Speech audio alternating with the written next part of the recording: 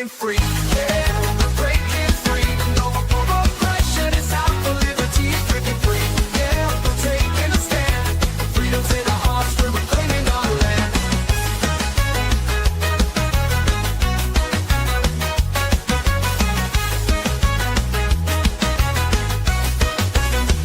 They try to silence us, but we won't be tamed. Voices getting louder, can't keep us in chains. We got the power, we got the might. Together we can shine, together we can fight. Feel the rhythm in your feet, it's time to stand tall.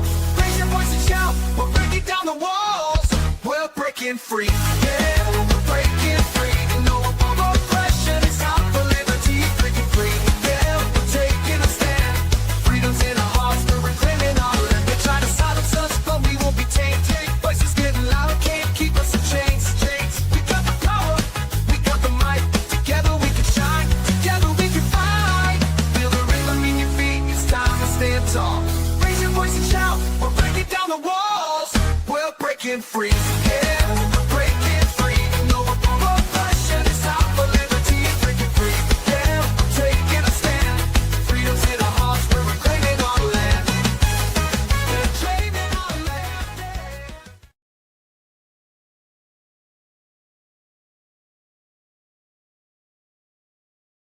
yeah. I hate this show. Oh my goodness.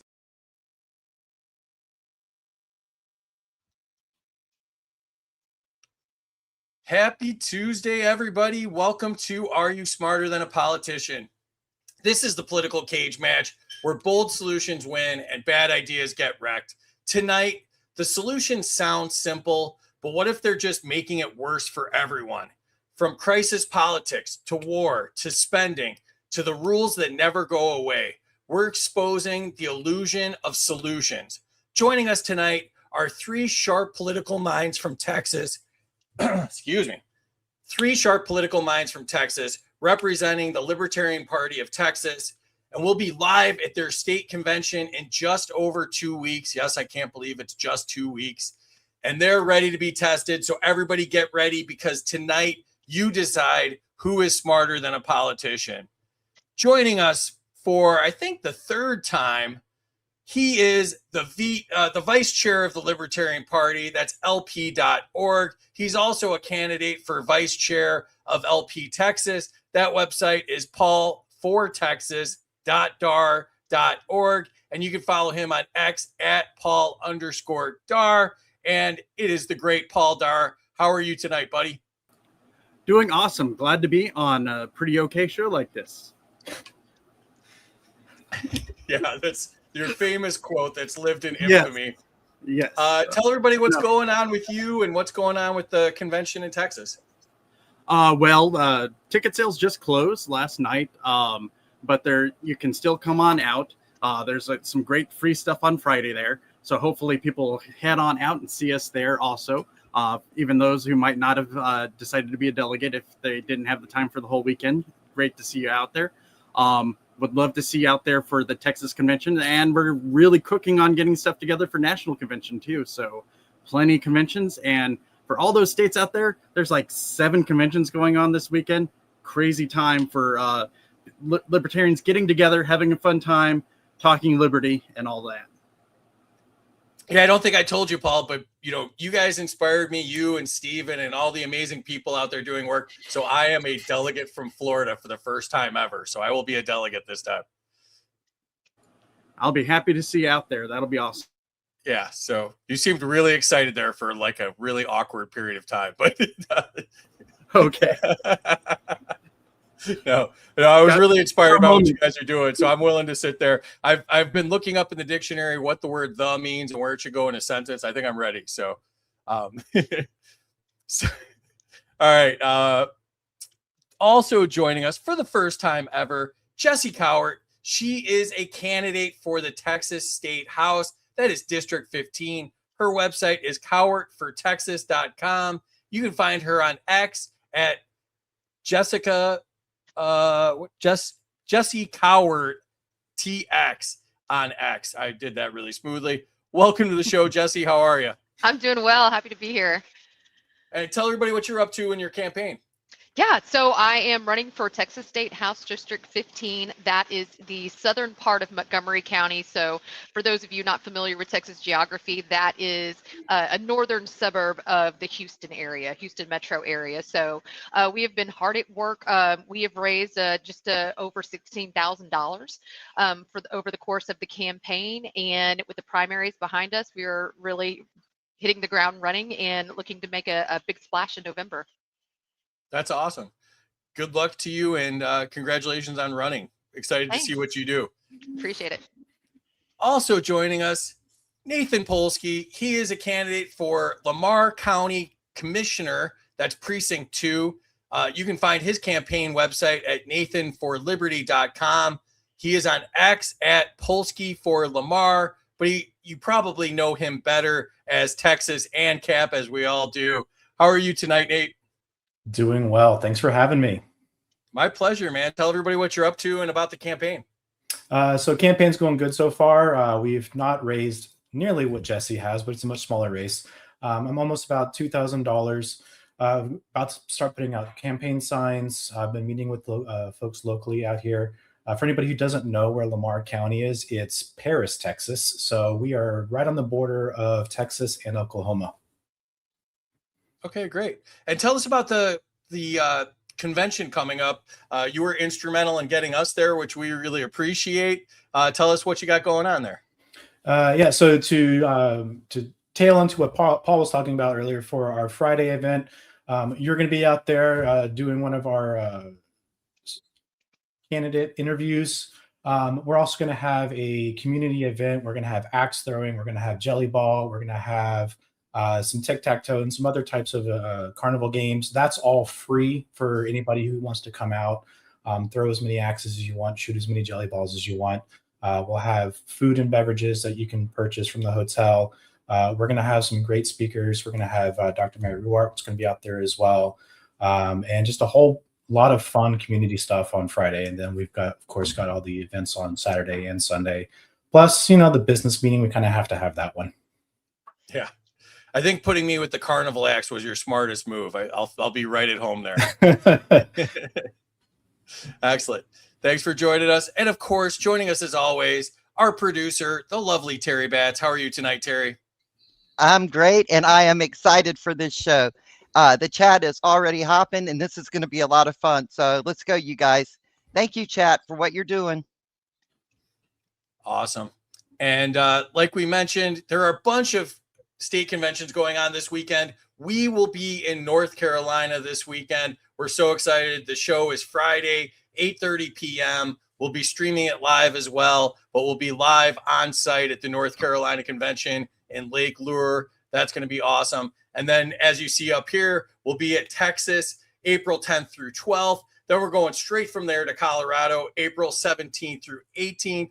And then we will be on the main stage at the National Convention in Grand Rapids, May 21st through 25th. We're super excited about that. We're super excited about all of them.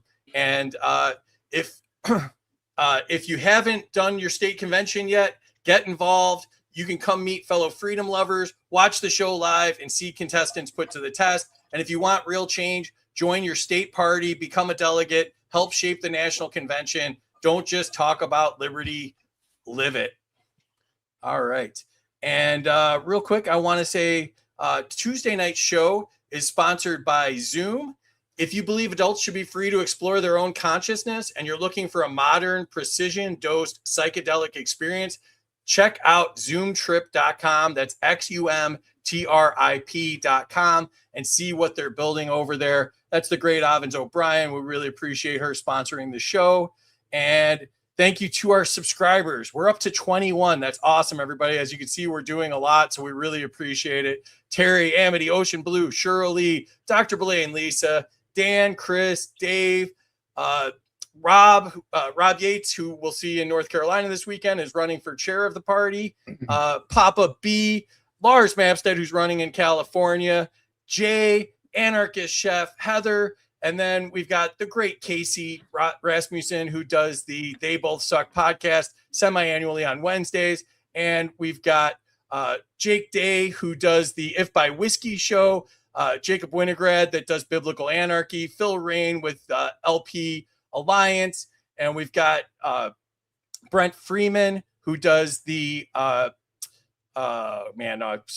spaced on his name. It's his clothing line is Anarcho Syndicate, and then he's got his podcast. We've got Grumpy Gnome, who just did a 3 Shots In show last night, and our newest subscriber, Kay, who is 3 Stand for Truth. We appreciate you all. And if you want to subscribe to us on X, you can do so. It is your backstage pass. And if you want to sponsor us, studio@freedomuncut.com. All right. Let's jump into the chat and say hi. See who's here. See if my voice holds up. Oh, speaking of podcast, Mike Vidco's here from the Vidco Verdict. What's up, buddy? Lancaster Libertarian's here. Amity's given 200 to Paul because he thinks the show is just okay. Yeah, that's true. Shirley's here. What's up, Shirley? Best intro ever. Don't take any of Simmons' advice. Simon's advice. Okay. Travis is here. Check out Travis's show too. What's up, y'all? The great Ryan Woodcraft of the historic win in El Paso. Let's go LP Texas for the win. Grumpy Gnome's here. There's Rob Yates. 100 to Paul if he flips his desk again. That would be awesome. 100 to Paul for calling the show pretty okay. Texas will be fun. Oh yeah, Casey's gonna come too. Dangerous News is here. I think that's Lars. What's up? 5,000 points to free for being a delegate. Awesome. It's a lot of points. Waz is here. What's up, Waz?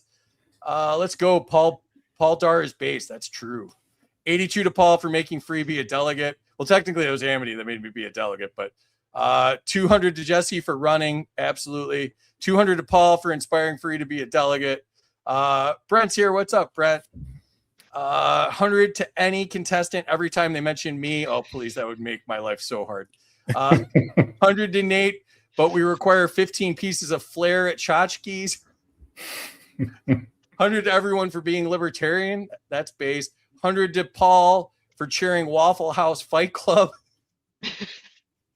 Aerosmith fan is here. 500 to Nate if he eats a piece of meat live on the stream. That'd be awesome. I'm in for that. I can't even read that. Spaz is here. Jeff Miller from Texas here. I know these people. What's up, Jeff? All right. Cool. Let's jump into it here. Welcome again to Are You Smarter Than a Politician? Please share this out. We've been having problems with the algorithm. We think it's because we're anti-war or maybe because of the gold AK the other day. There's something going on. You can find me on X. I am at Smarter Game Show. Terry is Bats T76. Amity and Casey are helping behind the scenes. She is Amity Lee 13. He is American versus Gov. You can still donate to the You Are the Power fundraiser. I saw Lars in the chat. He is doubling donations, and we have another person that's doubling donations, which if my math is right, it's like tripling donations. That's through the end of the month. You can do that at youarethepower.net/donate. Last I heard, we raised over 15 grand, so keep it coming, people. It's an amazing cause doing real libertarian stuff. You can get our swag at freedomsuperstore.com. It's twice on the screen there. I just noticed for the first time ever. And all right, so since Trump ruined peace prizes, the grand prize tonight is the Are You Smarter Than a Peace Prize. Also on the prize shelf, we have Mike Johnson's signature cologne Swamp Ass, as well as the Ayn Rand Fountainhead Teddy Bear. We have the home edition of Are You Smarter Than a Politician, an assortment of amazing libertarian bobbleheads, including Justin Amash and many others. We also have the board game, Neoconopoly. If you want to teach your kids about global domination, bombing countries, stealing their wealth, this is the game for you. We were so inspired by what's going on at the airports, and I'm scared about the flight I'm about to get on, that we made a new TSA training kit. You can see it's got the rubber gloves. It's got an honorary community college diploma, and it's got a grow practice growing replica. And so if you want to be a TSA agent, that's for you. We also, who needs a piggy bank when you have a central bank? We have the Dollar Destroyer. You can destroy dollars in your own home. And first time ever, we put a prize up. Paul, you could win your own prize. Paul made this. This is the Trump Golden Diapers. This is now on the prize shelf. Thank you for doing that, Paul. And of course, we have the Trump Nativity set. We can't get rid of this piece of crap. It's almost April. Somebody needs to take this away. And of course, we have the Killdozer, because nobody talks about the Killdozer more than me and Casey do. Also wanted to mention, at the Libertarian Convention in North Carolina this weekend, on Saturday night at midnight, there is a polar plunge. You can go to lpnc.org and donate to see me or Amity or Rob or several others jump into the outdoor pool at midnight. Last I heard, it was 40 degrees. You have to raise $100 for me to jump in. It's only at $80 right now. So please also don't donate if you're thinking about donating. So I think Terry's saying she donated. Oh my God. All right. So donate for Amity. I'm changing that to donate for Amity. Also, Amity and I will be at the Libertarian Social at the Moose Lodge tomorrow at 6:30 p.m. in Port Charlotte, Florida, if you want to come by. All right. Rules are, I am the government. Whatever I say goes. Scoring errors count. Life isn't fair. Suck it up, Buttercup. Nobody cares. The rules are, you have one debate, one filibuster. You can veto an answer, tariff an answer, redistribute an answer, and you start off with negative 500 points because the government gets paid first. Here's how scoring works. The chat controls the score, so you can give or take up to 100 points from contestants. And because I am the government and I believe in crony capitalism, subscribers can give or take up to 200 points because they paid me, so they matter more. Nuking a score. Any former contestant can nuke a score, taking it down by 1,000 points. The twist is contestants can only be nuked one time, and it has to be for a good reason. All right. Lightning round. I will put Terry in the back. She handles the scores and the chat. Make her life extremely difficult. Thank you, Terry. All right, Paul. First question is to you. The category is the quick fix trap. Do quick government fixes usually make long-term problems worse? Of course, they only fix the symptoms out there. They don't fix the root cause, because government is the root cause, and it can't fix itself like that. So there are no quick fixes. I agree. Jessi, to you, the question is passing something fast usually more dangerous than doing nothing at all? Absolutely. Anytime the government is trying to get involved in something, especially if they're trying to do it expediently, they are more than likely violating constitutional rights. So yes, we do not want them to try to do anything overly quick.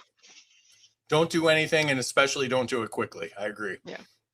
Nate, to you, are most solutions really just delaying consequences?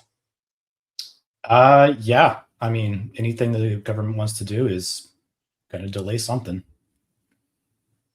I agree. All right, Paul, back to you. The category is crisis sells everything. The question is, do politicians exaggerate crises to expand their power? Of course they do. And we see that every time somebody rises to power. They'll even betray the principles they ran for. In the case of President Trump here, expanding on every crisis he can, manufacturing crisis, just to expand his power. So they'll expand power every step they can. All right. Jessi, to you, do crises make voters accept policies they normally would reject?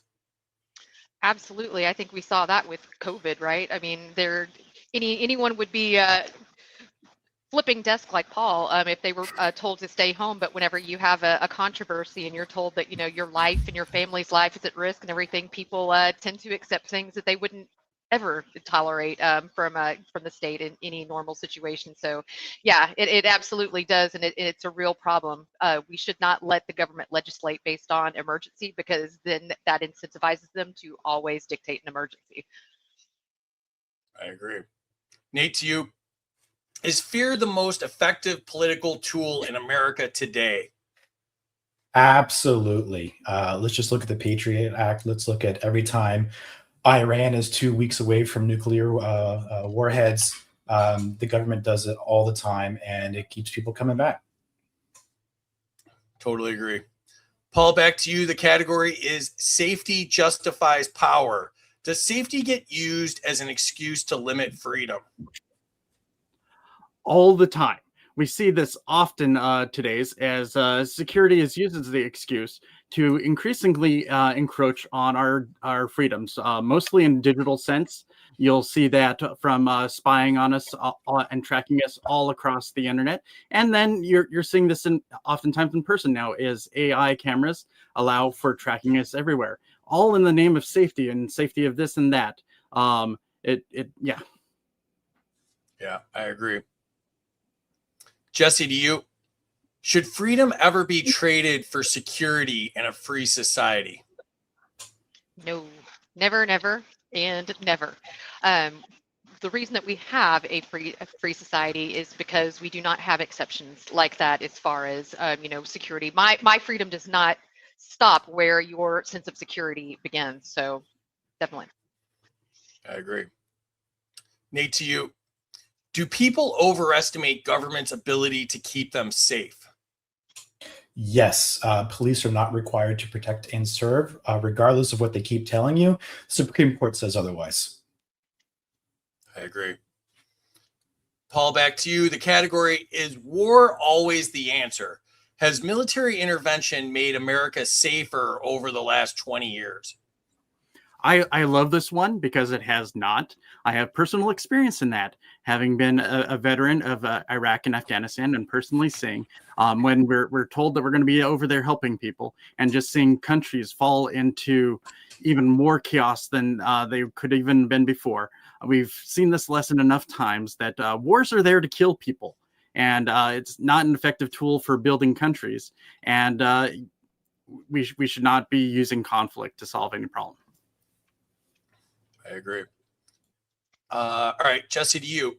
Should Congress be required to formally declare war every time troops are deployed? Yes, Congress has abdicated its responsibility for declaring war ages ago. We have not had a real declaration of war since World War II, and now we have just a cycle of continuous abuse of power, and it's only getting worse. And then we have misinterpretations of the War Powers Resolution. We need to hold a Congress accountable for doing their jobs. Absolutely. Nate, to you. Do foreign wars create more enemies than they eliminate? It's always going to create more enemies. The blowback that the United States receives every time we decide to go and intervene in another country is a prime example. Totally. All right. Paul, back to you. Is the national security state too large to ever shrink on its own? And there's no incentive for them to. Continuing growing budgets incentivize them to continually grow, and needing a need for themselves and job protection. There's all so many incentives for them to continue growing that it would take a concerted effort to decrease the national security state. Absolutely. Unfortunately. Jessi, to you. Should the U.S. stop funding foreign conflicts entirely? Be a lot cooler if they did. We've got 750 military bases plus all over the world, and it's not making us any safer. Whenever we are investing in things like regime change or even funding ammunitions, we're putting ourselves in risk and putting our neutrality on the back burner and putting ourselves at risk. So yeah, we should not be in the business of funding or putting boots in the ground in other foreign conflicts. I agree. All right, Nate, to you. Do politicians face enough consequences for failed wars? No. Again, since the last official war was World War II, abdicating all that power to the president, to the executive branch, they need to be held accountable. 100%. All right, we have reached a score break. Enter your scores in the chat if you have not done so already. Let's check out the chat. It is hopping. Lars says, excellent panel tonight. Thanks, Lars. 151 to Jessi for 2 forearm tattoos. There you go. Points to Terry for putting up with the chat. 100%. It's a bird. It's a plane. It's Waz. Welcome, Waz. 99 to Paul for the golden diapers. Yeah, that sounds weird out of context, but totally true. Joe Hanoush is here. Joe Hanoush does an amazing job for the LP. 100 points to the LP candidates. Oh, yeah, that reminds me, Nate didn't mention we'll also have a dunk booth at the Midway in Abilene. That's awesome. Yep. Murray Rothbard's here. That's kind of incredible. Welcome, Murray. We're the only ones that get dignitaries from the grave to come on our show. 100 to anyone without a beard. I believe that would just be Jessi. 100 to Jessi, no quick fixes. What's up, Liberty Shamrocker? Rob, DM me the link. I'll get free in the water. Oh, God help us. 100 for gridlock. 100 to Paul, it always expands power. 100 to Paul, government manufactures crises. -7 to Jessi for the static speak. Yeah, you do have a little bit of a Time Life operator sound going on there with the headset. Oh, no. Kay's here. What's up, Kay? 100 to Jessi for reminding us of the COVID tyranny. 100 to Nathan. Iran has been 2 weeks away from a nuke for 40 years. Absolutely true. 208 for being based friend on X. 100 to Nate. Patriot Act example. 100 to Jessi. Never, never, and also never. 200 to Jessi. Freedom doesn't stop where your security begins. 200 Jessi. My freedom doesn't stop where your sense of security begins. 208. Cops aren't required to protect and serve. 200 to Paul. If that's a Joe Jorgensen bobblehead in the background. It is. We're on the board with the Joe Jorgensen bobblehead. That's excellent. Oh, we're gonna have to go full screen for this. Let's see. Oh, that's awesome. I'm jealous. Yeah. Excellent. That may make a promo. That's pretty good. 100 to Jess for the hoop earrings. Oh, we're doing fashion now. 208 blowback is a bitch. 108 for blowback. 100 to Paul for having a head that doubles as a security mirror. Points to Nathan. Castle Rock versus Gonzalez, 2005. They're not required to protect you at all unless you're in their custody. And then they probably won't do it anyways, Travis. 200 to Jessi would be a lot cooler if we stopped funding foreign wars. 100 to Jess for starring in Tangled. Great movie. That must be a Disney reference or something. The hair. Oh, okay. Dan's here. What's up, Dan? -53 to Paul.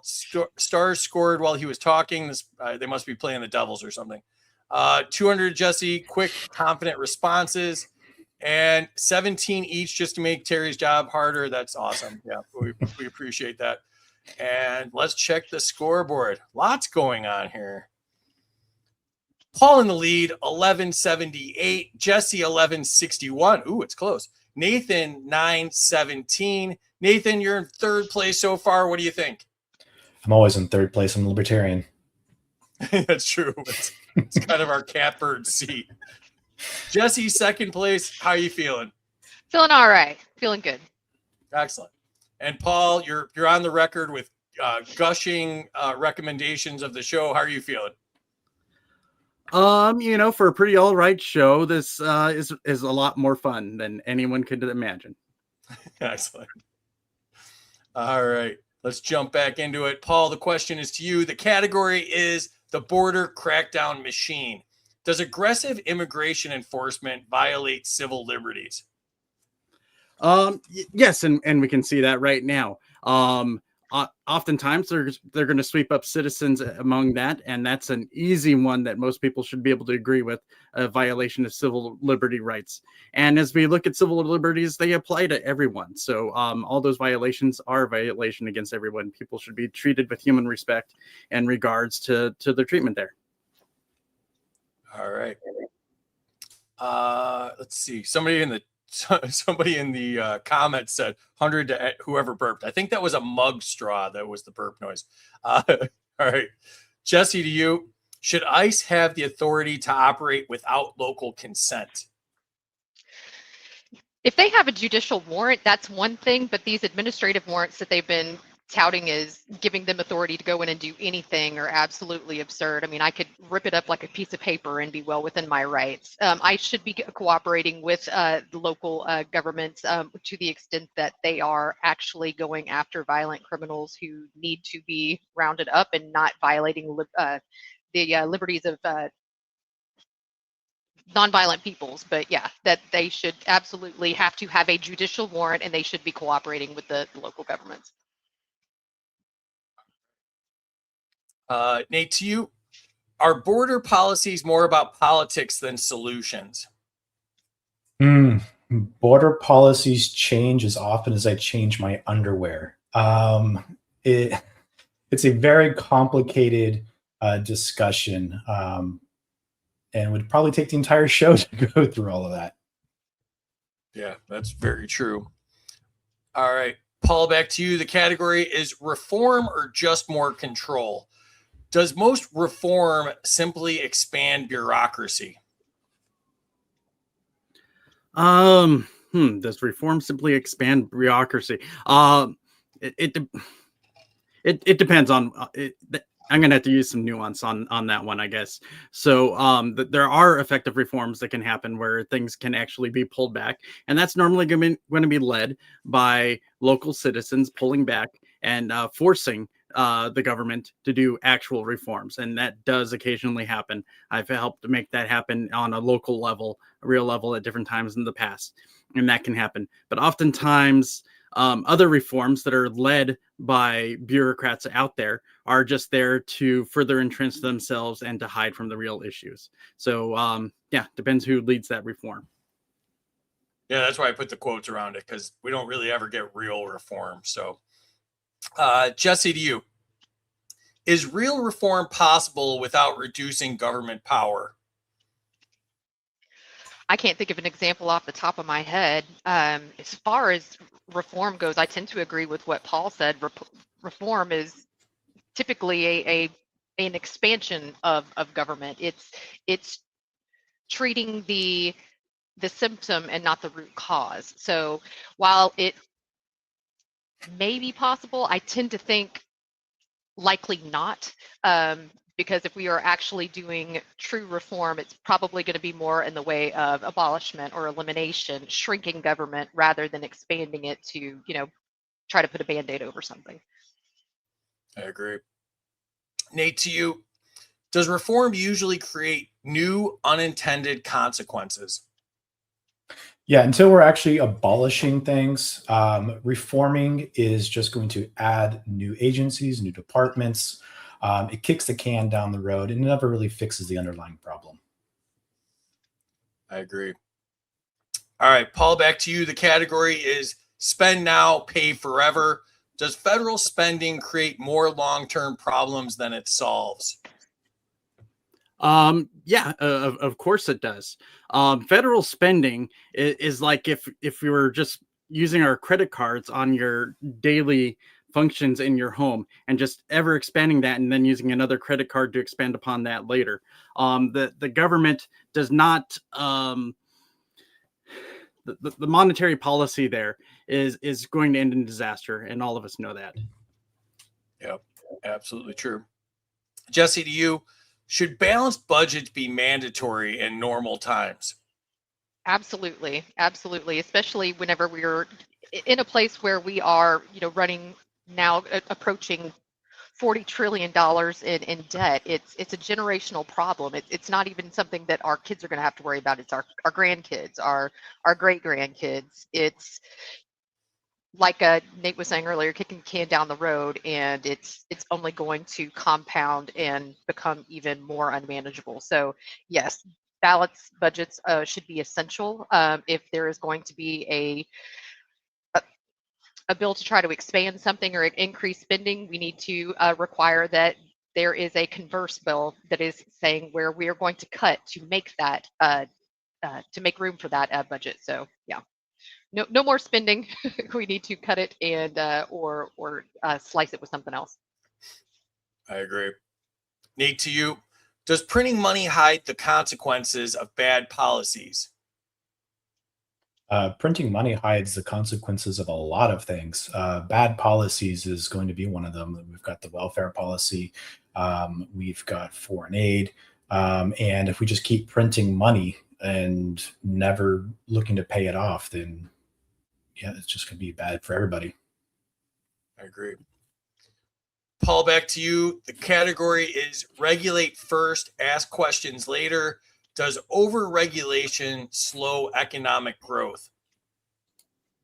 Yes, of course it does. The market is the best regulator out there of people making their voluntary choices of what to purchase, what to not, to judge for themselves on safety. Having those things are the best way we can have regulation out there. Government mandated regulation is slow to react, and just gets in the way of everything.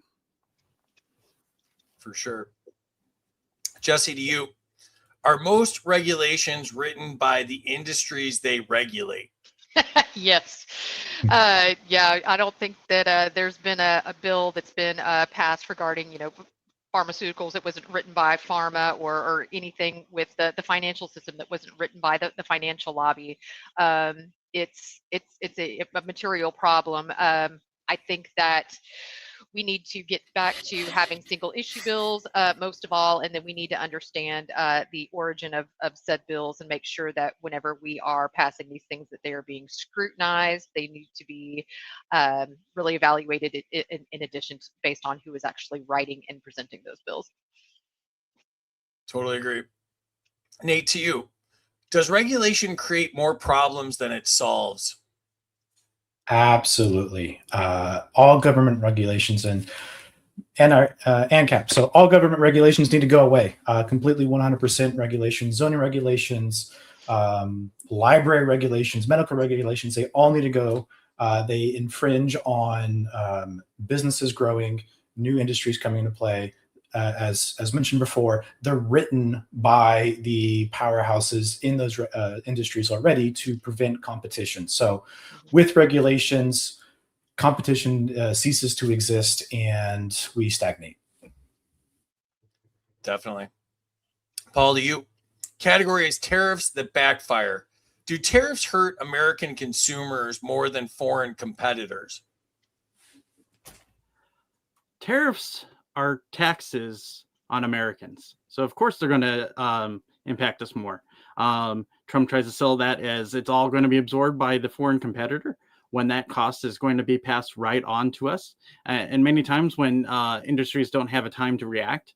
So the current use of tariffs is a punishment upon people in trying to shape the market in a command and control way, which is going to impact things on multiple levels. Definitely.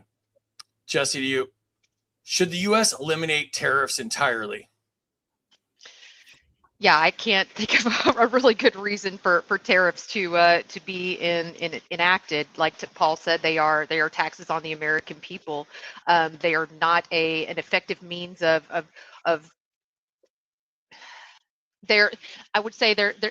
I wanted to say they're not an effective means of regulating the market, but you shouldn't be regulating the market anyway. What they do is they disrupt the market, and for that reason, we should not have tariffs. We should have the market work the way that it should in a free way. I agree. Nate, to you, do tariffs protect jobs or delay inevitable changes? Do they protect jobs? No. Do they? What was the second part of that? Delay inevitable change. Delay inevitable change. They can, but that's not necessarily a good thing. So the free market says that wherever the labor is cheap, wherever it's cheaper to produce goods, that has a downstream effect where it's cheaper for the consumer. Tariffs completely throws that out of focus, and either eliminates entire industries, causes prices to stay up, and Americans, if they are going to rely on the tariffs to prevent competition, aren't going to be hiring more people because it costs a lot more money to employ people in the US than it does, say, China or Taiwan or wherever else it is. And those that do bring jobs back here are just going to automate everything. So it doesn't really help anybody. It just delays the inevitable change there. That's a great point. I read that 2/3 of the manufacturing jobs will be automated by the time these factories are up and running. So great. That's point. probably a low number too. That's I would take the over. I'm with you. Paul, to you. Oh no, wait. Enter your scores in the chat if you have not done so already. The chat is flying here. Let's see what's going on. Williams here, big Texas howdy, y'all. That was the burp noise from earlier. Was the straw right there? That was the straw. The 100 to Nate. They're pity points. Oh boy. 200 pity points to Nate for being in third place. This might work out in your favor here. 100 to Jessi for being married to Bobby. That's my dude. I hope that's right. I hope you didn't get that wrong. So That's right. Person everywhere. All right. 108th for third place libertarian joke. That was excellent. Marcus Matthews from the Black Powder Podcast is here. Oh, wait. I just said something nice about him, and it's minus 100 to me. Screw you, Marcus. 200 to Jesse, get a warrant. Minus 200 to Paul for nuance. Yeah, we're against that. 100 to Paul for reminding me that I haven't gone bowling in a while. 100 to Jess for running for a district next to mine that is 260 miles long. Is that right? I think so. Maybe They're thinking of like congressional district 15 instead of state house district 15.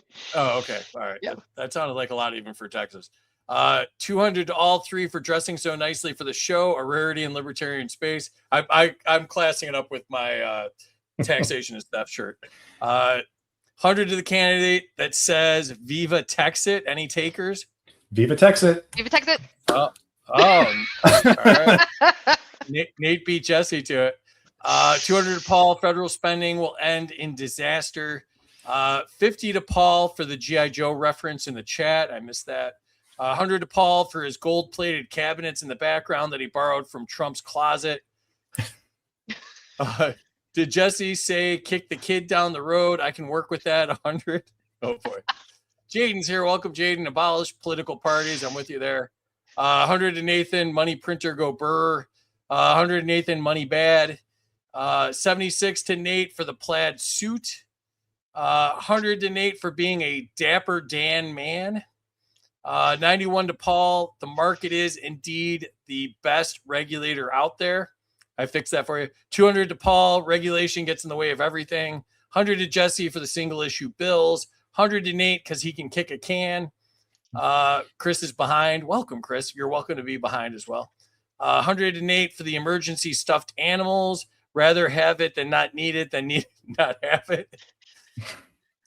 Yeah. Better than an AK, we found out on the You Are the Power show. 92 to Paul, tariffs or taxes on Americans. 100 to Paul, tariffs or taxes on Americans. 100 to Jess for the high deficit reference. I went to Congress and I got high. There we go. Little Afro Man reference. 100 to Paul, tariffs function as taxes to Americans. 100 to Jess for hiding what I assume is a drug den in the background from the feds. That's a smart move. 100 to Paul for good reason. I just forgot his answer. Free markets are fast and efficient. Tariffs are slow and expensive. 100%. 100 to Nathan for his pristine white door. 100 to Jess. I'd give her more points, but the government free limits me. That's 100% true, William. Or you could pay up and be a subscriber. Just saying. 199 to Nathan. Nice suit. 100 to Nate. Why? I'll tell you later. 100 to everyone for messing with Texas. And minus 100 from Paul. He didn't say Viva Texit. Oh, all right. Let's see where we're at score-wise here. Letting everybody else have a chance to get some more points. There we go. Got to be a But you gentleman. still kept the lead. You still kept the lead. 25-11 to you. Nate just behind 24-92. And Jesse just behind that, 23-61. So we've got a close race. Keep the scores coming. Share this out again if you don't mind. We're over 1,000 now, which is excellent. Appreciate everybody that shared it out. All right, back to you, Paul. Oh, and this category is brought to you by Zoom Beyond Mushrooms. That's zoomtrip.com, XUMTRIP.com. And the category is Prohibition Creates Crime. Question is, should all drugs be legalized, Paul? Yes, they should be. I was just in fact talking to somebody that was, a staunch churchgoer and why he was struggling with that. He's a Republican thinking of switching over to being a libertarian and asked me specifically about drugs. And I explained to him that drugs aren't something that you solve through the criminal justice system. If somebody actually does have an addiction, have a problem with it, it's a medical issue. And it should be taken care of between that individual and a medical provider. Throwing somebody in prison is not going to help their situation in any extent. So for people that do struggle with it, that is the help they need. They don't need to be thrown into prison over it. And drugs are just creating more individuals that are criminals out there, when there are some people that recreationally choose to use it, and it's their body, their choice to be able to consume what they wish in those instances. And for others that choose not to, that is their choice too. We're all sovereign over our own bodies. Yeah, I love the meme. Congratulations to drugs for winning the war on drugs. All right, Jesse, to you. Did banning drugs create more crime than it prevented? Absolutely. That's basically why we have cartels and black markets. So, yeah, I think what Paul said hits the nail right on the head. The it's not only that it needs to be legalized because of the medical aspect of it and everything, but basically we are creating a black market wherein there are going to be people who are trying to take advantage of that and operate in a violent way, um, to make sure that they have that product on the streets. If that was deregulated and legalized, we would not see nearly as much violence as we are now. I totally agree. Although I'm in favor of black markets. Nate, to you, does prohibition empower cartels and black markets? Absolutely, it does. And I'm going to steal the question that you threw at Paul for legalization and disagree with it and state that legalization comes with regulation. And we just discussed regulation being a bad thing. So not only should they not be illegal, they should just be completely ignored altogether.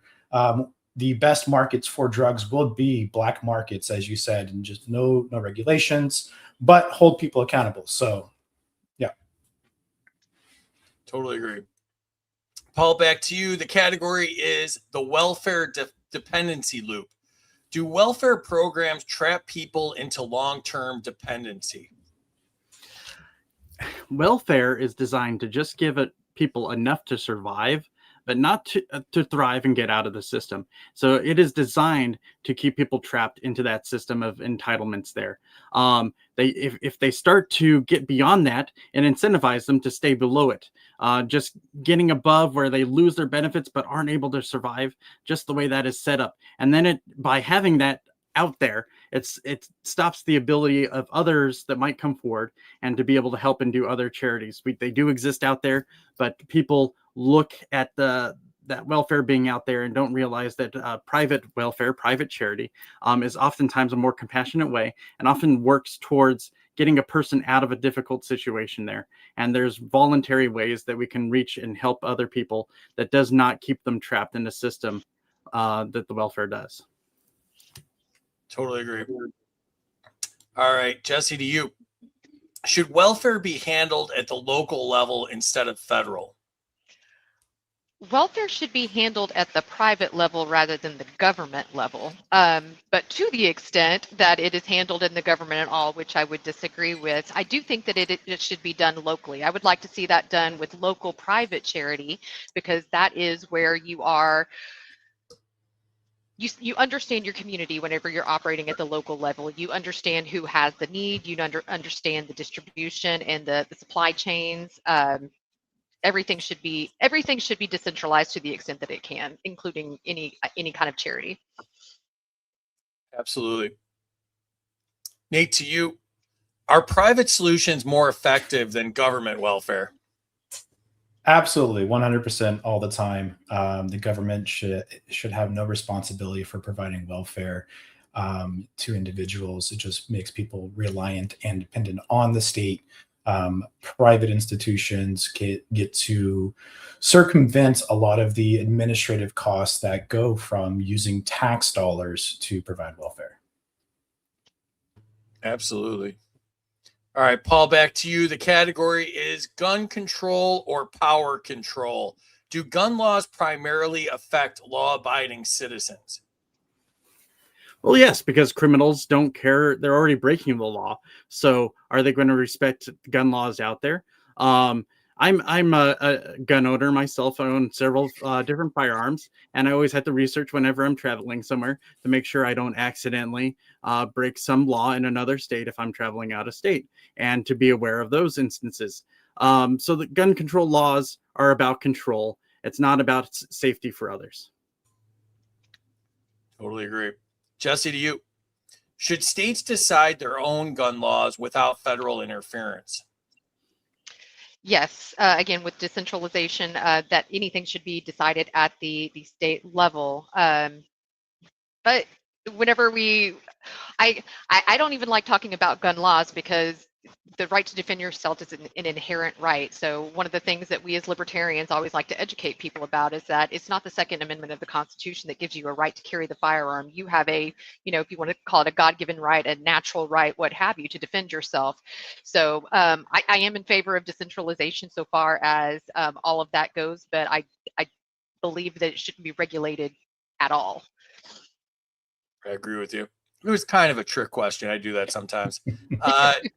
Nate, to you, should individuals be responsible for their own protection? Absolutely. The Second Amendment says you have the right to defend yourself however you want to do so. And there should be no laws that restrict that. Every individual should be able to protect themselves. If they don't want to, if they fear that, they don't want to hold a gun, they don't want to, accidentally shoot somebody, if they want to offload that to somebody else, that should be their right as well. But the government shouldn't be the ones doing that. Use a private contractor, use a neighbor, use whatever else. Just there's no government solution for that. Use private, local solutions. Yeah, I agree. All right, Paul, back to you. The category is taxing you out of your home. Does rising taxation contribute to the housing crisis? Yes, and this would be specifically for property taxes. All the time we hear of the rising property taxes, removing senior citizens from their home due to the costs associated with that, and just people in general that can run on tough times and that can even own that piece of property and be removed from it due to rising taxation there. So those taxes need to be reduced all the way down to nothing. But that's where we are now. I hear Nate laughing at the chat. All right. Sorry, I'll mute. I was laughing too. All right. Jessi, to you. Should property taxes be eliminated? Absolutely. Here in Texas, property taxes is really out of control. I think we're like 7th highest in the nation. And a lot of it is being driven by school districts. So property taxes absolutely do need to be eliminated. But the question I always hear is, well, then how will we pay for X, Y, Z? What we see in Texas is that every couple of years, the legislature rolls out and they want to push out these homestead exemptions. So, we're going to raise the exemption for the elderly and disabled, which the average taxpayer doesn't understand is not eliminating that tax burden. It's just transitioning that tax burden to other taxpayers. So what I would like to see is property tax elimination and moving it in that direction with compression, using the $24 billion budget surplus that we have in Texas to start buying down those school district M&O taxes, really start applying some compression and just do away with the exemptions altogether. And then eventually we can move to something that's more, sales tax related, that's a lot more transparent to the taxpayer. That sounds really sensible. I like it. Nate, to you. Are local governments too dependent on property taxes? Absolutely. Running for county commissioner, I've been looking at the existing budget. I ran for city council before, so I got well informed about their budgets. 75% plus of the revenue for cities, for counties, for school boards comes from property taxes. That also means that their spending is going to be higher. So yes, a lot of it does rely too heavily on that. I agree. Paul, to you, the category is policing for profit. Should civil asset forfeiture be abolished? Should theft be abolished? Yes, legalized theft should be abolished. I like it. The rephrase, I like it. Jessi, to you. Should a conviction be required before property is taken? Yes, absolutely. So, that's the difference between criminal asset forfeiture and civil asset forfeiture. There should never be any taking of property unless there is an actual criminal conviction, and only then to be paid in restitution to the victims. I agree. Nate, to you. Is forfeiture more about revenue than justice? It's always about revenue. The government wants more money, and they're going to find avenues to do so. Anytime civil asset forfeiture is used, they will find something, some sort of infraction to take in the additional revenue and steal from you. I agree. Paul, back to you. The category is security that costs freedom. Has surveillance gone too far in the name of security? Do we actually get any security for all the surveillance that goes on? I'm not even convinced of that in most instances. So yes, surveillance has gone beyond anything we would have imagined. I remember first becoming a libertarian over 20 years ago, and some of the things we discussed then as like future sci-fi dystopian ideas are reality now in some ways within our rights. And we're already living that dystopian future now with surveillance. Yeah, I like the story about the grandma that got put in jail for a month in a state that she'd never been in because of facial recognition. So yeah, I'm with you on that. Jessi, to you. Should warrantless surveillance be banned? Yes. I don't even know how to expand on that. Just yes, absolutely. The flock cameras, that's one of the hot topics here around where I'm talking, where I live.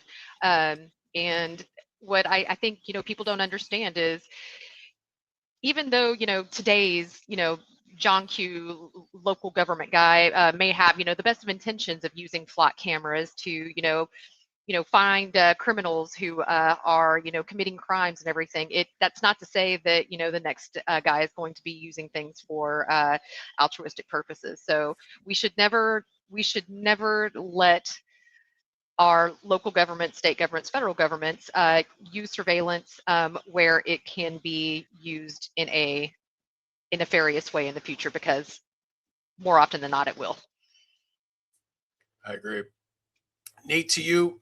Is security being used to justify permanent overreach? I don't even think they're trying to justify it. They're just doing it. But yes, surveillance is constantly being used for government overreach. Anytime they will find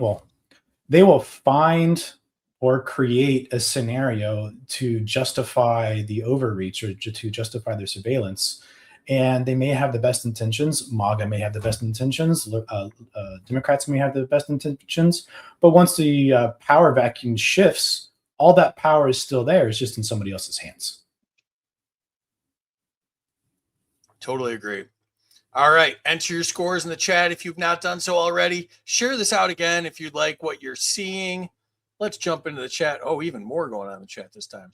Minus 100 to me for not wearing a suit. You've been outdressed. Yeah, that's 100% true. I'm way underdressed for maybe the first time in the history of the show. 100 to me. He was traumatized by the golden AK. Well, yeah, YouTube traumatized me, but I was jelly of the golden AK, to be truthful. 200 to Paul. The criminal justice system doesn't solve drug problems. Points to Jessi for hitting the nail on Paul's head. Oh, wait. 100 to Paul. All drugs should be legalized. Note, I don't partake, so I don't get high. Oh, we've turned into a musical tonight. 100 to Jessi for black market. Marcus would be proud.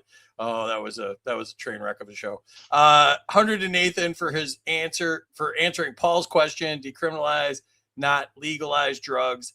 127 to Nate for F drug regulation. Go black and don't go back. Marcus, I mean markets.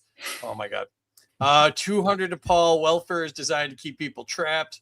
Oh, here we go. Marcus, it's free talking about black. Marcus, yes, we're all talking about you, Marcus. 100 to just spot on the drug answer. 50 for the two-toned beard. That's nice. 100 to Jess for looking the coziest. 200 to Paul. Private charity is a better way to help those who need to get on their feet. Points to Nate. Serious drug answer. Seriously. Is Paul wearing a white shirt or dressed like a priest? 50 points either way. 200 to Jessi. Welfare should be private and local. Points to Paul. Welfare replace charity. 100 to Paul. Charity, church, drug addiction fight is more effective. 100 to Nate for finally smiling. Oh, that was nice. 100 to Nate, private solutions pertaining to welfare. Points to Jess, our church is constantly overstocked on food. Minus 13 to Paul, break the gun laws, become ungovernable. Points to Jessi for decentralization. Minus to Paul, RE traveling and state gun laws. Free men don't ask permission. There's a meme about that. Points to Paul, his answer was so based, I had to reset X. 178 to Jessi, based gun rights are natural rights. Points to Jessi, the right to defend ourselves doesn't come from the government. It's a natural right. Points to Jessi, inherent rights. Points to Jessi, 2A shall not be infringed. Minus 200 to Paul for reading the local gun laws. Another minus 200 for complying. 200 to Nate, all gun laws are infringements. I just want to know if I'm doing a felony or a misdemeanor when I'm somewhere. You know? Well, I'm keeping score tonight, so you're screwed. But I forgot to subtract 20 from Nate for pronouncing Iran as Iran. 100 to Nate for having the least amount of food in his beard. Congratulations on that. 200. I think Jessi might have less. I don't know what we're talking about now. Points to Paul, abolish the property tax. 100 to Jess. I had the U.S. Congressional District 15, not the state. My bad. I'm not high. Google is. Points to Jessi for sensible tax elimination plan. Points to Jessi for darkening the skies when she leans into the camera. Hashtag ominous. 100 to Nate for county commissioning. 100 to Jessi for understanding compression and its impact on ISDs. Points to Jessi for the hoop earrings. Points to Jessi. May I call you Jess and not Jessi? It saves me a keystroke when awarding points. There we go. Points to Paul, abolish legalized theft. Points to Paul, theft, aka civil asset forfeiture, abolished. Minus 10 points from Nate for having the longest name for me to type and award points to. Can I call you Nate? It's literally in his name. 200 to Jessi for calisthenics in taxes, compression. All right. Points to Jessi for restitution. Points to Nate, good answer, but I was refreshing my drink, so I can't remember what he said. Points to Paul for his 4-letter name. Quick, simple to award points to. Now we're all about lazy typing and stuff in your beard. Points to Jess for letting me keep my 20 ounce of shampoo before an official conviction. Hashtag TSA. 100 points to Paul's forehead, making it impossible for the camera to adjust to his light settings. Points to Jessi for taking out flock cameras. Points to Paul for having 2 rubber mallets in his background. I don't think they are hammers. Pound the gavel if I'm out of order. Oh, here we go. Okay. Yeah, 2 gavels. There we go. My county gavel and another gavel I use for other meetings. We're interactive now. All of the vice chair mallets are on the show tonight. All right. And points to Paul for the forethought of the surveillance state. I meant Nate. Points to Jess. Nefarious use of power is wrong, especially by the government. And points to Nate. Surveillance is never justified. That was a lot to read. All right. Little flip-flop here. Jessi in the lead, 51-39. Paul, 48-48. Nate just behind, 44-99. All right. Last round of lightning round. Here we go. Paul, to you, the category is inflation is the hidden tax. Does government spending directly cause inflation? Yes, because by necessity, they're going to be inflating the money supply as they create money out of nowhere to fund that spending that goes on. So as they do so, that's of course going to increase inflation, and that's why we need to decrease government spending, among many other great reasons. Excellent. Jessi, to you, are voters misled about the causes of inflation? Every day. So I think with the everyday voters, they think of inflation as something that is done by the Federal Reserve, which is true, but it is also based on the spending and the creating the money out of thin air. So I really don't think that average voter has a good understanding of inflation's causes. Totally agree. Nate, to you. Should the Federal Reserve have less power? The Federal Reserve shouldn't exist. All right. Mic drop. There we go. Categories to you, Paul. Trade wars hit you first. The question is protectionism sustainable long term? No, it is not. It is inevitably going to cause market distortions, and it's going to make the market fail long run by all the distortions that you're causing. Let the market be. All right. Jessi, to you. Should free trade be the default policy? Absolutely. There is no better policy than free trade policy. Any kind of reforms or regulations are just going to distort the market, let the market do its thing, and everybody's going to be much better off for it. Totally agree. Nate, to you. Are trade wars driven more by politics than economics? Yes. Yes and no. Who's running the politics? So you're looking at the oil and gas industry. They are manipulating politics because of economics. Totally agree. Paul, to you. Category is immigration as a political weapon. Is there a real incentive to solve immigration issues?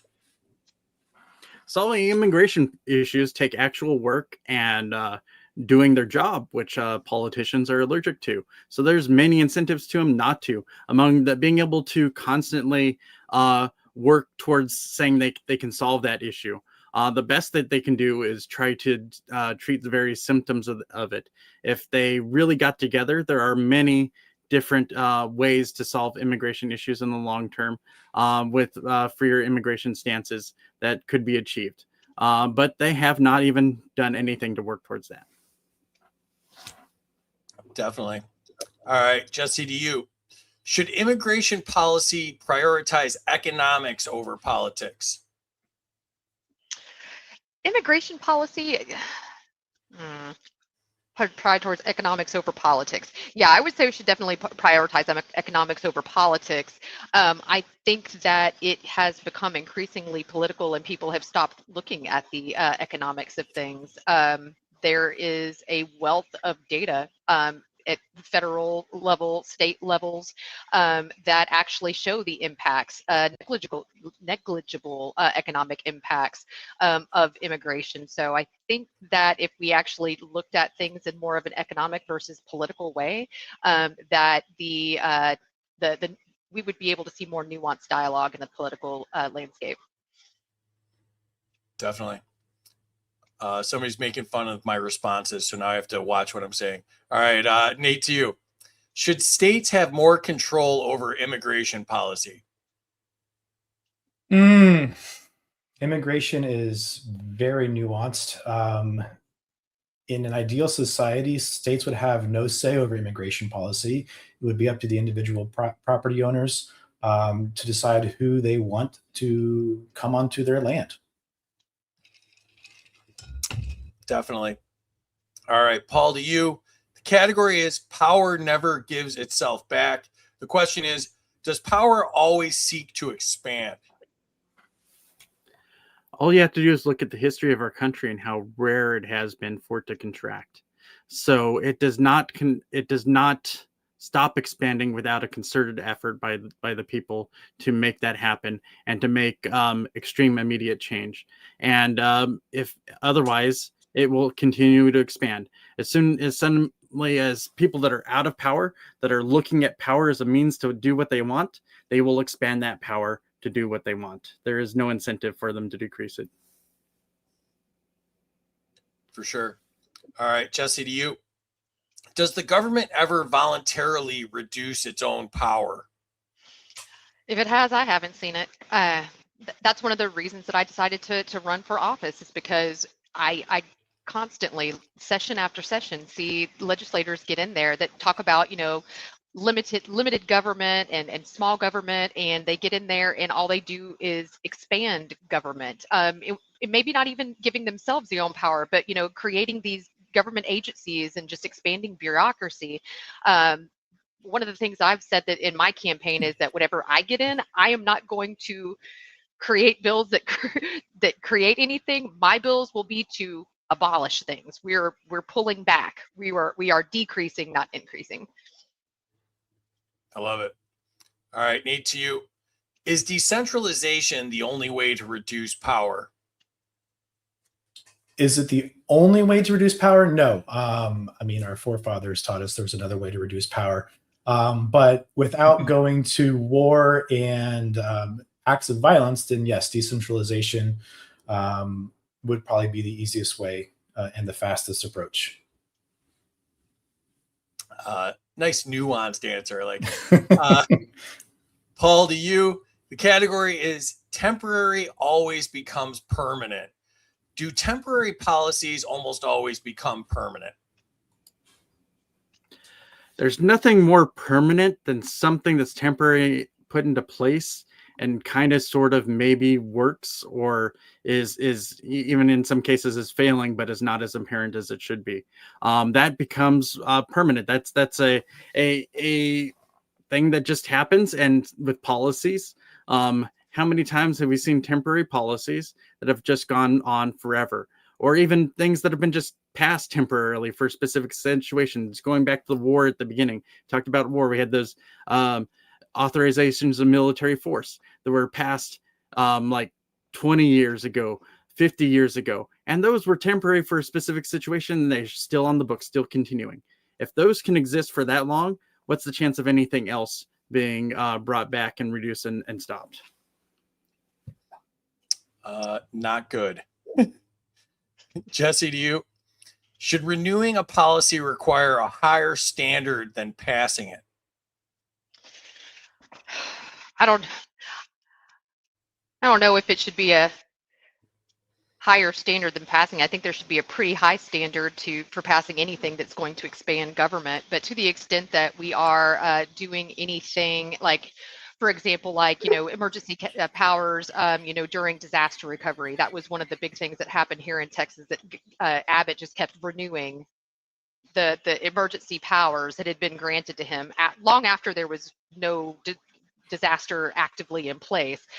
So yeah, to the extent that something has been passed and needs to be renewed, I would say that would need to have a much higher threshold for that to be passed. And it should not be something that the governor can just arbitrarily pass. It should go back to the legislative body who passed it in the first place.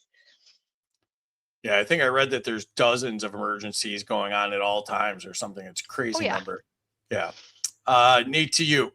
Are temporary measures the easiest way to grow government? Well, as Paul alluded to earlier, temporary measures are never really temporary, they're permanent. So by that frame, yes, if you have a lower threshold to create a temporary body, temporary Band-Aid, then it will become permanent through temperancy. Words. All right, we'll end it on that with enter your scores in the chat. And let's see how that worked out. Jumping back into the chat here. Points to Jess, decentralize everything. Points to Paul for being a drummer. I thought inflation was only for balloons and other sealed air containers. What's up, Drop the Mask? 100 to Nathan and the Fed. 200 to Paul, let the market be. Points to Paul for the free market. Points to Jess, inflation isn't natural in our economy. Voter doesn't understand its origin. Points to Jessi for free trade. Points to Nate for the nuanced trade answer. Points to Nate, well said, the Federal Reserve shouldn't exist. Points to Paul, politicians are allergic to doing their jobs. Minus 100 to everyone who had free say totally agree after their answer. I never did that, Marcus, so nobody loses points. Points to all the panelists. That's better, Marcus. Be nice to everybody. Points to Jessi for handling the trick question with poise. Points to Nate. Nice golden pocket protector. It matches Paul's golden background. Points to Nate for wanting to abolish the Federal Reserve. Points to Jess. The National Academy of Sciences did the most extensive research on immigration and found it had net positive effect on our economy. Points to Jess. Yes, prioritize econ over poly. Excuse my abbreviations. Points to Nate for no state power over immigration. Points to Nate for taking the Fed's power to zero, not just a reduction. Points to Nate for private property immigration policy. Points to Jessi for creating bills to abolish and decrease. Points to Nate. He has a brilliant mind. He thinks before he speaks. I need that gene or brilliance. Points to Jessi for channeling Barry Goldwater. My goal is to not pass laws, but to repeal them. 200 nuance points to Nate, Tree of Liberty. Points to Jess. I should move to her district and vote for her. That'd be cool. Points to Paul. There's nothing more permanent than a temporary government policy. Points to Paul for his kind of maybe sometimes never answered. Points to Jessi for renewal, reform, and legislative body input. Points to Nate for the very confident answer. Points to Nate for creating a new word for free to pronounce, temperancy. Yeah, I'm not doing that. Points to Jess for having Free's 90s haircut. Oh, boy. Points to Jess, high standard to add anything or policy or law in government. Maybe undo 10 laws for every one new law. Points to Paul for being the best dressed. Ooh, that's some strong words. Points to Nate, strong finish in his final answer. Points to Nate for being smart. And points to Paul for not flipping tables yet. All right. We have very low standards here on this show. Ooh, very interesting development here. Nate has jumped out into the lead, 65-74, just points ahead of Paul, 65-48. And Jess is right there, less than 100 points behind, 64-89. Last game of the night. Here we go. This is pick one. All right. Paul, to you, best way to end endless wars: immediate troop withdrawal, gradual drawdown, cut funding for foreign operations, congressional war approval requirement, maintain presence for stability. I'm just going to go with the immediate troop withdrawal here, just because that's the only way we know for sure those endless wars will be stopping.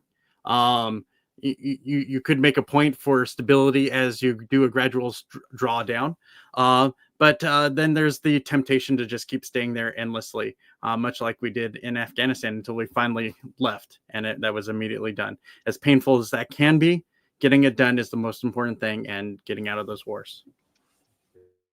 Good answer. Jessi, to you, best safeguard against religious targeting: constitutional protections, judicial oversight, local control, transparency, or public accountability. That's an interesting one. As far as religious targeting goes, we already have laws on the books around that. So my gut would be judicial oversight, because I wouldn't want to be redundant in that. But I also feel like local accountability was a really strong answer too, because nobody can police people as well as the people around you. So I feel like those are both pretty solid answers. All right. Nate, to you. Best U.S. foreign policy approach: global leadership, selective intervention, defensive alliances only, non-intervention, or full disengagement. Full disengagement. We shouldn't be involved in any other country. All right. I like it. Paul, to you. Top priority for immigration policy: border security, economic needs, humanitarian protection, rule of law, or individual liberty. If you go with individual liberty and look at everybody involved, it's going to lead you to the best answers all around. If you're protecting the liberty of the property owners there, you're going to be providing some security individually for those property owners that are along those areas there. And if you're protecting the liberty of individuals to freely move and to be able to participate and work, you're going to be protecting those individuals' liberty. So liberty is the answer on every level.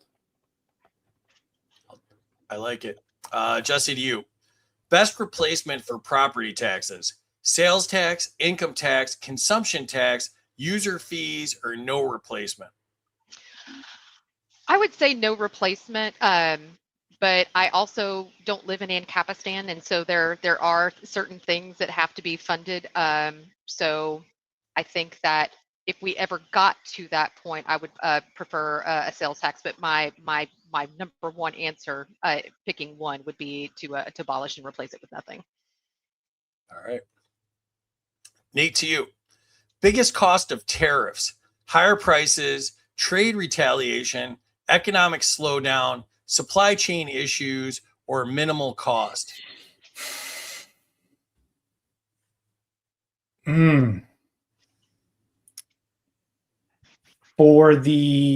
As a consumer, the biggest cost of tariffs is going to be the high cost to consumers. Want to tell us why? Sure. So everything is just downstream. So tariffs make the sellers' prices go up. They just pass the cost on to the consumer. So everything's going to be more expensive. There is a supply chain aspect of it as well, where that's also being impacted. But again, all of that's ending up as a higher cost to the consumer. Definitely. All right, Paul, to you.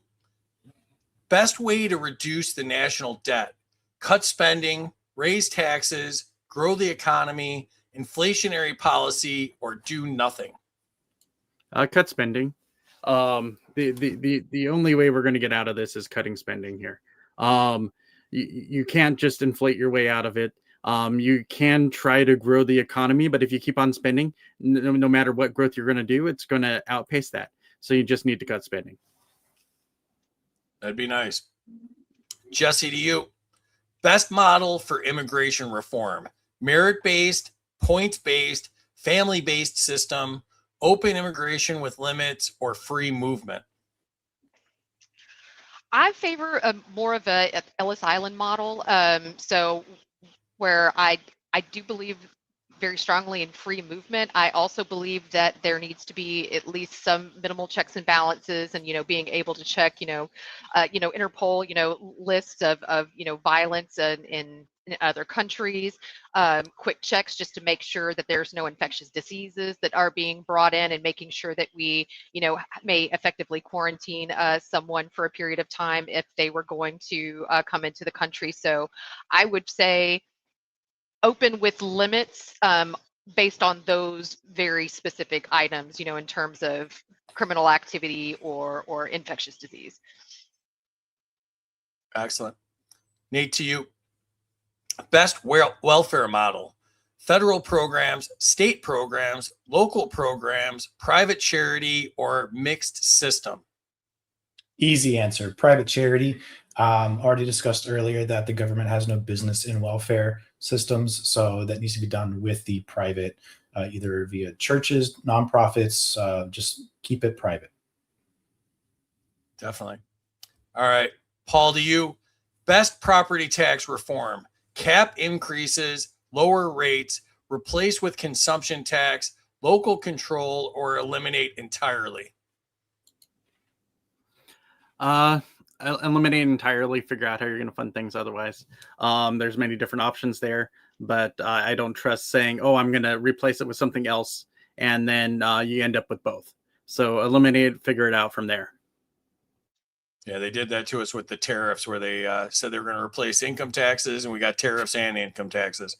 100%. Right. But in other places where they said they're going to replace it with income taxes, and then you end up with high income taxes and high property taxes.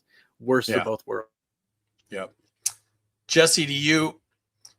Biggest benefit of drug legalization: reduced crime, tax revenue, personal freedom, medical access, or law enforcement focus? I'm going to say personal freedom. I think that cognitive liberty is individual liberty. I have the power over my own self. I am sovereign over myself, and if I choose to expand my mind in ways that maybe others may not like for themselves, that's really none of their business, and it's certainly not any of the government's business. Definitely. All right, Nate, to you.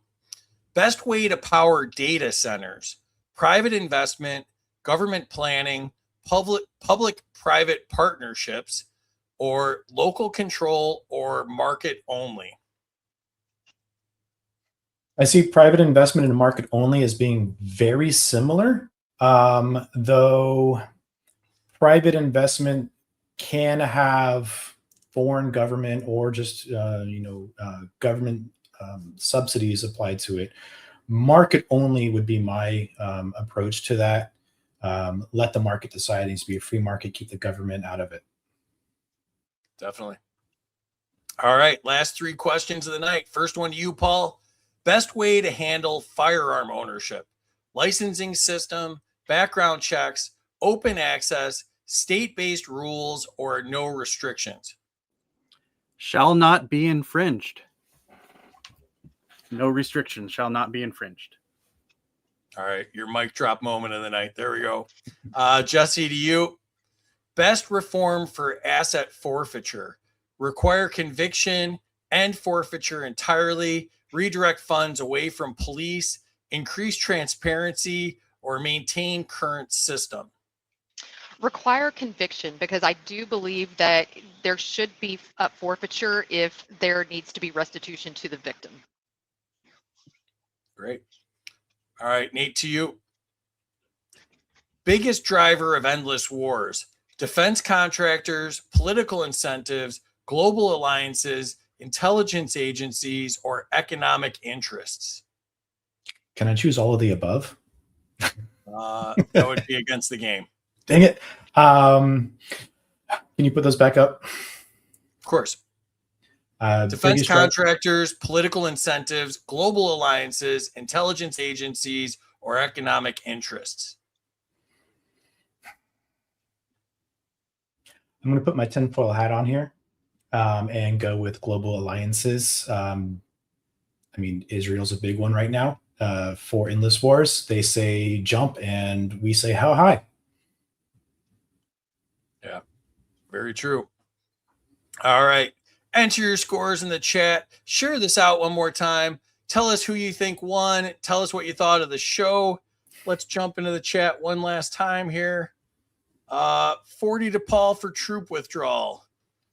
Minus 50 to Paul for giving us a Larry Sharp style elaboration.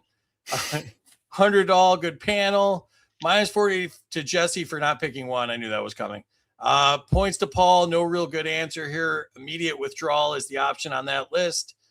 208 full disengagement. Minus 5 to Jessi for picking 2 when the game is pick 1. Are these repeating? 100 to Jess, judicial oversight. Minus 50 to Paul for picking 1 while explaining the rest to us again. I like that, though. I like hearing why they're all bad. 50 to Nate for disengagement of foreign involvement. 50 to Jessi, no replacement. 100 to Paul, correct. Side on individual liberty. 50 to Nathan for higher prices. Minus 13 to Jessi for not living in Ancapistan. Come on in. The water is fine. Yeah, but she's running for office. So 100 to Nate, high cost equals correct answer. Points to Paul for cutting spending. 30 to Paul for cutting spending. 100 to Jessi, abolish property tax and replace with nothing. Points to Jessi for Ellis Island model. Points to Jessi for reopening Ellis Island. 80 to Nate, private charity. 60 to Jessi, personal freedom. 100 to Jessi, government can stay out of my business. Points to Paul, shall not be infringed. Points to Nate, market only or no data centers in my backyard. Marcus has got Israel. Minus 100 to Nate, it's pick 1, Broseph. 200 to Nate, my kids aren't dying for Israel. Mine neither. 50 to Paul, no gun restrictions. Nate gets 100. All of the above was the correct answer, but the government won't let you answer freely. It was a game. It was a game. See y'all in Abilene. Great show. Yeah, I'm really looking forward to Abilene. It's going to be so much fun. 100 to everyone. Amazing panelists tonight. All right. Let's check the scores one last time. And let's see. Can I find the drum roll fast enough? I don't think I can. Oh, here we go. I found it. Paul with the win, 76-68, just ahead of Jessi and just ahead of Nate. Really, really close scores. I think everybody enjoyed it tonight. Nate, you had the lead for a little bit, and then you ended up in third. What'd you think tonight, brother? It was great. I had fun. I blame Ryan Woodcraft for that one since he gave me a minus 100 points there. Which means I get Oh, another yeah, 100 road points trip. because I mentioned his You name. mentioned it. Yeah. Should have gone with that strategy a little earlier, I think. Yep. Plug yourself and plug the convention, please. Yeah, so my name is Nathan Polsky. I'm running for county commissioner in Lamar County, precinct 2. My website is nathanforliberty.com. You can find me on X, Texas ANCAP, or Polsky for Lamar, either one. And yes, the Texas State Convention is in Abilene on April 10th through the 12th. On Friday, we're going to have outdoor events. We're going to have axe throwing, jelly ball, dunk booth. Sorry for not mentioning that earlier. All of that's going to be free. We're going to have food, refreshments that you can purchase. We're also going to have great speaker. Mary Ruart is going to be there Friday evening. We're going to be doing a live Are You Smarter Than a Politician with some of our we have our gubernatorial candidate plus 2 of our senatorial candidates. So that should be very interesting. And then we have a karaoke free late night on Friday. And then we have some great stuff planned for Saturday and Sunday. So I hope you can all come out. All the rooms are, I think, already booked. I think we own the hotel. So reach out if you are interested in coming and have not booked a room, or if you need just some advice on where to go nearby. You can see the convention website, 2026.lptexas.org. Excellent. And like Nate said, you can follow him on X at Polsky for Lamar or at Texas ANCAP. His campaign website is nathanforliberty.com. Throw him a few bucks. He's a smart guy, and we loved having him on the show. Help him get his campaign off the ground. Really appreciate having you, brother. Looking forward to meeting you in Abilene in person. Appreciate this. Second place went to Jessi. How are you feeling about second place, Jessi? I'm feeling all right. It was a good game. Excellent. Plug yourself and your campaign and everything, please. Sure. So I'm currently the vice chair of the Libertarian Party of Texas. So I'm very much looking forward to seeing everyone in Abilene for the Texas Convention too. I may be biased, but I feel like we do a pretty darn good convention in Texas, and this year is going to be no example. Stop by and see me. I am chair of the Credentials Committee. So if you are going to be a delegate to the Texas Convention, you will need to stop by and see me and my committee to get all of your credentialing. Also, Nathan mentioned the karaoke event that's going to be happening. I'm going to be working that karaoke event with our gubernatorial candidate, Mr. Pat Dixon. So a couple of places where you can stop by and see me. As far as me as a candidate, again, my name is Jessi Cowart. I'm running for Texas House District 15, and that is in southern Montgomery County, which is a northern suburb of the Houston metropolitan area.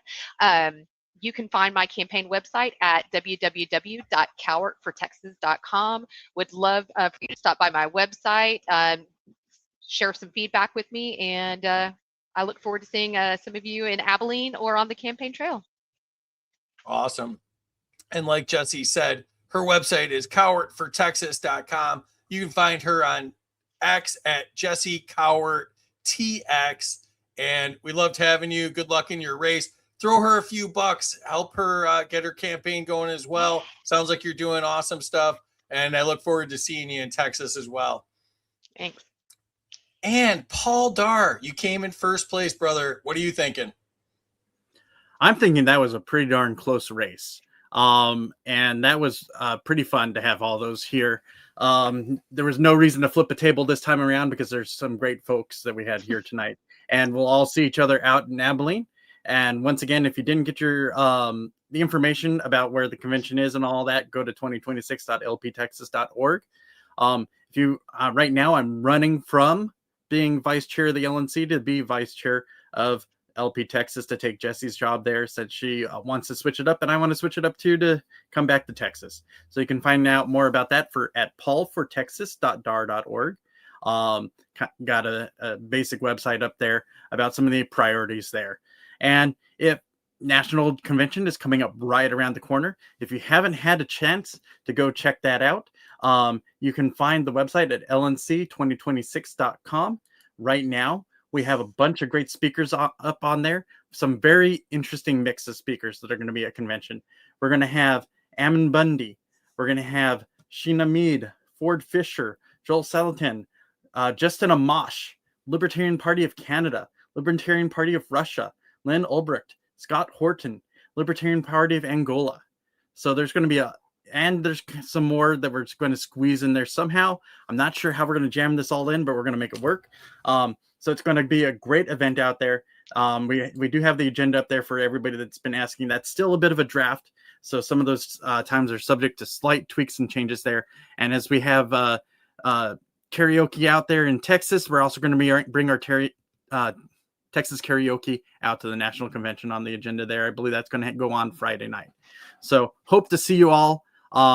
Those in Texas out at the Texas convention, and anyone that can't make it out there out at the Libertarian Party convention. And if you aren't a Libertarian, you can member of the Libertarian Party, National Party. You can go to lp.org/Darr donor, and you can donate there and get a nice call from me. Join as a member. $25 is all it takes. I'll give you a call. Thank you for your donation to the party. Thank you. Awesome. And you can follow Paul on X, Paul_Darr, and his website is paulfortexas.darr.org. And once again, brother, you do an amazing job. I don't think anybody realizes you're one of the hardest working people in the party. You do an amazing amount of work. You're tireless in your efforts, and you're a huge inspiration to all the rest of us that are boots on the ground out here, man. Really appreciate you. And really looking forward to Texas and to the national convention. That's going to be so much fun. Let me add Terry back in here. Terry, what'd you think tonight? My gosh. Okay, so Ryan Woodcraft says that I'm a little bit prejudiced, but wow. Texas libertarians are just fire, you guys. I'm sorry. They're just freaking fire. I loved all of you guys. You did an amazing job. And I would like to also just real quickly apologize to the chat. I was unable to communicate with you for the whole last half of the show. So sorry about that, but I did catch all of your like typing and no, I meant this person. No, I meant that person. We got it all. I just wanted you guys to know that. You want the next lineup? What happened? What happened, guys? Not sure. Breeze muted. Sorry. Oh, yeah, okay. It was me. It was me. Oh, Yes, it was please, you. Terry. Yeah, it was you hitting the wrong buttons, not me. Okay, good. So, Free and Amity will be at North Carolina for their 50th anniversary convention in the beautiful Lake Lure, North Carolina area, which is my old stomping grounds. And they have Travis Grip, who is currently the president of the Better Ballot North Carolina organization, Brad Hessel, the 2026 Libertarian Party candidate for North Carolina Senate, District 18, and Rob Yates, who is candidate for chair of the Libertarian Party 2026. And that should be exciting too. But yeah, I do think I do have a little special place for Texas there. Not moving there though. And you can follow me and Terry on X. I am Smarter Game Show. She is Bats T76. You can get our swag at freedomsuperstore.com. We've got shirts and mugs. The shorts for this will be up on YouTube at Freedom Uncut. And thanks again to Zoom for sponsoring the show. You can find their tasty stuff at zoomtrip.com, XUMTRIP.com. And like Terry mentioned, we'll be in North Carolina this weekend, Texas and Colorado in April, and then the national convention in May. Thank you again to all of our subscribers. And you can subscribe to us on X if you want to be added to that list. That's your backstage pass. And sponsor the show by emailing studio@freedomuncut.com. Thank you so much to everybody in the chat. You guys were fire tonight. Some new friends in there. That was awesome. And we will see you live from North Carolina, 8:30 p.m. Eastern Time, Friday. And appreciate you all. Peace out.